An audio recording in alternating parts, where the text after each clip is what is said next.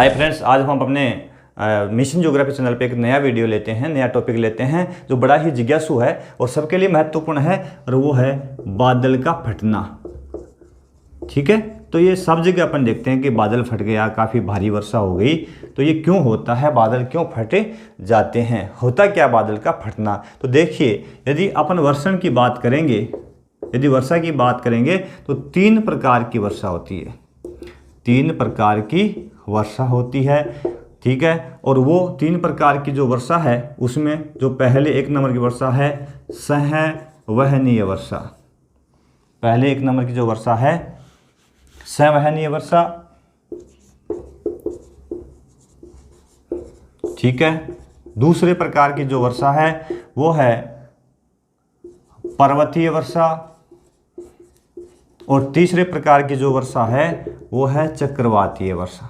3 प्रकार की चक्रवातीय वर्षा, तो 3 प्रकार की वर्षा होती है। ये जो महत्वपूर्ण है, जो बादल का फटना जो होता है वो महत्वपूर्ण वर्षा के रूप में अपन देखें तो ये पर्वतीय वर्षा में देखने को मिलता है। कैसे, क्या होता है ये, किस प्रकार से बादल फटता है?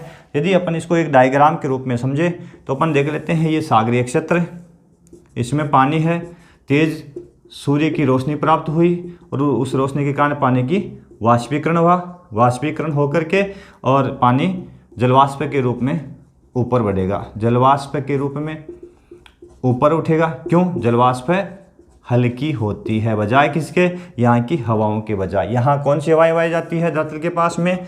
CO2, नाइट्रोजन और ऑक्सीजन, ये हवाएं यहाँ पाई जाती है जो कि भारी होती है, जलवाष्प हल्की होती है तो ऊपर की ओर उड़ती है। अपन देखते हैं हर एक हल्की वस्तु ऊपर बैठती है और भारी वस्तु नीचे बैठती है। तो ये हवाएं ऊपर उड़ती है, ऊपर जा करके और सौरमंडल के ऊपरी भाग में, या जहाँ तापमान 0 डिग्री से कम हो जाता है, 0 डिग्री सेंटीग्रेड से कम हो जाता है, तो यहाँ इसका संघनन प्रारंभ हो जाता है। संघनन का मतलब क्या होता है? इस नमी का, जो ये नमी ऊपर उठी है, इस नमी का नमक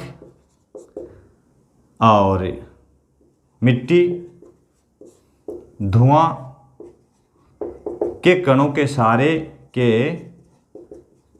सहारे इकट्ठा होना या जमना, इकट्ठा होना। यदि जलवाष्प के कण, नमक वायुमंडल में, आपको पता है धूल धुआं नमक के कण है वायुमंडल में तैरते रहते हैं, तो उनके सारे ये जलवाष्प है इकट्ठा होना प्रारंभ हो जाते हैं। आपको पता है कि जलवाष्प को आधार चाहिए किसी जगह इकट्ठा होने के लिए, तो ये इसको आधार प्रदान करते हैं, तो यहाँ इकट्ठा ये हो जाती है। अब ये बादल बन गया, तो चूंकि संभवतः है जो बादल बन गया तो ये बादल है, अब क्या करेगा?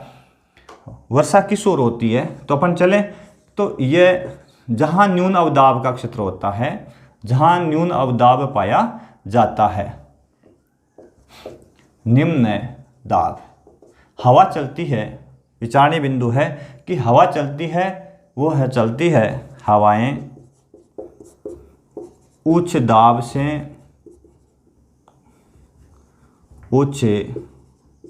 से निम्न दाब की ओर चलती है। ठीक है, ये प्रवृत्ति हवाओं की पाई जाती है, उच्च दाब से न्यून दाब की ओर। तो ये जैसे ही ये न्यून दाब होता है वो जैसे पहाड़ी क्षेत्रों की ओर होता है, पहाड़ों की तलहटी में होता है, और सागरीय क्षेत्र पर दाब है उच्च पाया जाता है। यहाँ दाब उच्च होता है जल होने के कारण, ये तो हवाओं के सहारे ये बादल किधर चलते हैं? पर्वतीय क्षेत्र की ओर चलते हैं। तो ये जैसे पर्वतों के संपर्क में आते हैं तो ये बादल ऊपर उड़ते हैं और यहाँ इनका घर्षण होता है। चूंकि ये इस घर्षण के कारण इसमें बादल जो होता है भारी होता है, काफ़ी मात्रा में इसमें नमी होती है, तो इस घर्षण के कारण अचानक इस पहाड़ी क्षेत्रों में ये भयंकर वर्षा करता है। ये बादल जो है अचानक यहाँ पे है, इस पहाड़ के सहारे जैसे घर्षण से ऊपर उठता है, तो घर्षण के कारण और इस क्षेत्र में वायुदाब है वो कम होने के कारण अचानक भयंकर वर्षा करता है। तो ये जो भयंकर वर्षा होती है इन क्षेत्रों में, उसी को बादल का फटना कहा जाता है। ये भयंकर वर्षा अचानक एक साथ एक ही स्थान पर भयंकर वर्षा होती है और काफ़ी अधिक मात्रा में पानी आता है और अचानक जो है नदी नाले उफान पर आ जाते हैं। तो अचानक भयंकर तरीके से होने वाली वर्षा को अपन क्या कहते हैं? बादल का फटना कहते हैं। इसी प्रकार के शॉर्ट वीडियोज़ के लिए आप हमारा मिशन ज्योग्राफी चैनल अवश्य देखें। आपको नए नए लेटेस्ट वीडियो इस प्रकार के आपको हमारे चैनल पर मिलते रहेंगे। बहुत बहुत धन्यवाद।